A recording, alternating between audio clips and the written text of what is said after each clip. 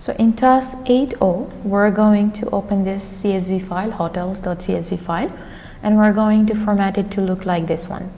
And after that, make sure you're saving it with this name, which is as a spreadsheet file. Okay, what we need to do here, we need to calculate the number of hotel rooms. What we will see here, we have hotel names, how many available rooms they have of single type or double type or family type. And here we have to put the functions over here.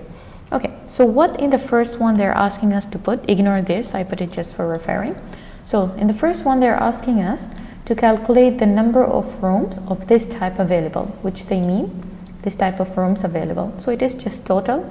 We need to use sum and we need to select all of them.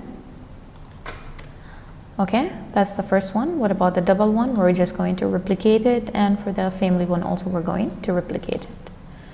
Okay, for the next one, they want us to count or the number of hotels with rooms of this type available. So this is not a total, this is only counting what number of single rooms are available in each hotel. So to do this, we can use the function count. Okay, just before I start to use the function count, we have count and we have count A. If we're going to count, if we're going to use the function count, at that time what the count is doing, it is only calculating the integer values or numeric values. It ignores anything with the text or blank cell. While count A, it's going to calculate whatever also contain text and will consider it as 1. For example, this is 1. In count A, this is 2, 3, 4, 5, 6, 7, and so on. While in count, this is not going to be counted. It's going to count only those numeric values. One thing also, in count A and count, both of them, they ignore the blank cells. They're not going to count them.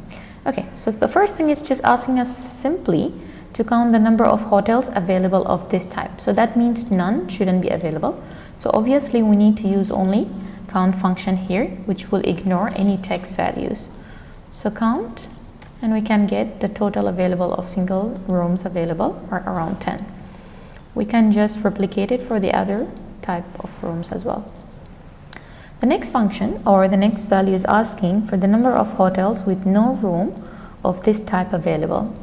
So I'm going to leave this for a while and let's go for the next one. They asked us for number of hotels. Number of hotels we can just select over here, or they want us for each room. That's going to be very simply, easily, which is count A. That's because we want to include also those none as well.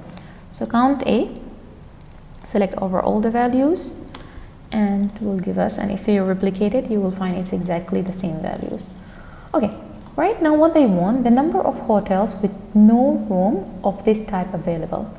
That means these numbers that are not available.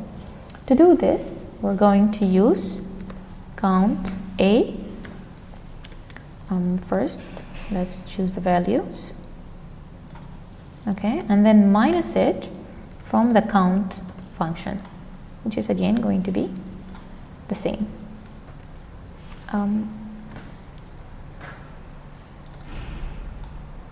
That's supposed to be 18. Okay, as you can see, there are around 4 rooms that not available.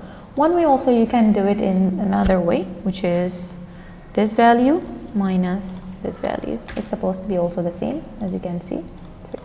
Anyway, I'm just going to replicate this one, and it's supposed to give me the same number. As you can see, 2 numbers here not available, and so on. Okay, this is for activity or task 8.0, and don't forget to save it as that name.